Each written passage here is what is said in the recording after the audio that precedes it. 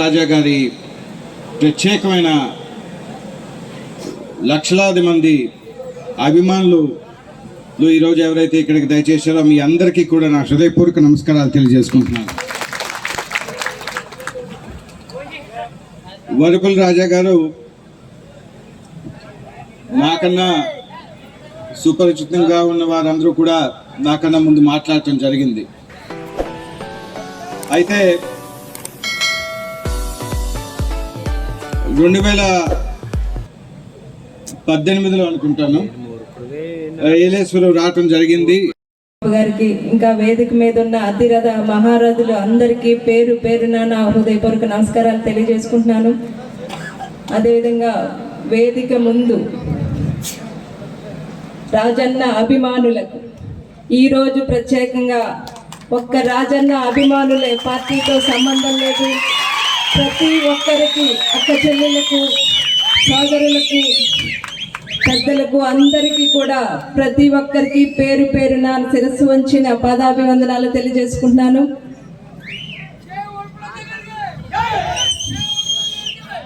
సంవత్సరం క్రితం ఈరోజు మనందరికీ ఒక పెద్ద తీరని లోటు,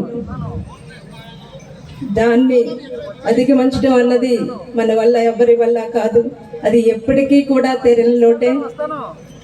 ఈనాటి ఈ కార్యక్రమానికి మీరందరూ వచ్చి ఆయనకి ఘన నివాళులు అర్పించడానికి ప్రతి ఒక్కరూ వచ్చి ఈ కార్యక్రమంలో పాలు పంచుకున్నందుకు ధన్యవాదాలు తెలియజేసుకుంటూ ప్రతి ఒక్కరూ కూడా భోజనం చేసి వెళ్ళాలి. ఎందుకంటే మీ అందరికీ తెలుసు, మీ నాయకుడు రాజన్న కోరిక అన్నది ఇంటికి వచ్చిన ఎవరిని కూడా భోజనం పెట్టకుండా పంపించలేదు. ఏనాడు కూడా ప్రతి ఒక్కరూ భోజనం చేసి వెళ్ళాల్సిందిగా కోరుకుంటున్నాను. చిన్న చిన్న అసౌకర్యాలు కలిగిన అందరూ కూడా అర్థం చేసుకున్న క్రమశిక్షణతో ఈ కార్యక్రమాన్ని విజయవంతం చేసినందుకు మరొక్కసారి కృతజ్ఞత తెలుపుకుంటూ అందరికీ కూడా ధన్యవాదాలు తెలుపుకుంటూ పెద్దలందరూ కూడా చేసినందుకు మరందరికీ కృతజ్ఞత తెలుపుకుంటూ సెలవు తీసుకుంటున్నాను. జోహార్ రాజన్న. ధన్యవాదాలు. ఈరోజు వరపుల రాజా ప్రథమ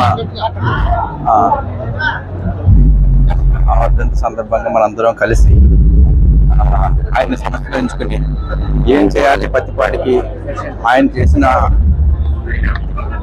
చూపిన ఆశయాలు ముందుకు ఎలా తీసుకెళ్లాలని చెప్పేసి అందరితో కలిసి చర్చించడం జరిగింది. ఇందులో భాగంగా మా సోదరుడు తోట నవీన్ చెప్పిన 100 పడకల ఆసుపత్రి పత్తిపాడు జగ్గంపేట నియోజకవర్గాలకు తీసుకురావాలి, మెట్ట ప్రాంతానికి ఇమీడియట్గా అటువంటిది కావాలన్నది చాలా మంచి సలహా. ఇమీడియట్గా దాని మీద దృష్టి సారిస్తాం. మేము అధికారంలోకి వచ్చిన వెంటనే ముందు ఈ 100 పడకల ఆసుపత్రి మెట్ట ప్రాంతానికి ఎలా ఇవ్వాలని తోట నవీన్ గారి కోరిక, ఈ ప్రజలు ఇక్కడ ఉన్న మెట్ట ప్రాంత ప్రజల కోరిక నెరవేర్స్తామని చెప్తున్నాం. ఇంకా ఏం కన్ఫర్మ్ చేయలేదండి, ఇంకా టైం పడుతుంది, ఇంకో వారం 10 రోజులు పడుతుంది.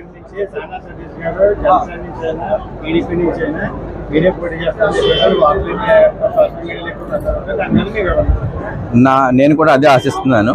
ఇంకా ఏ విషయం తెలియలేదండి నాకు.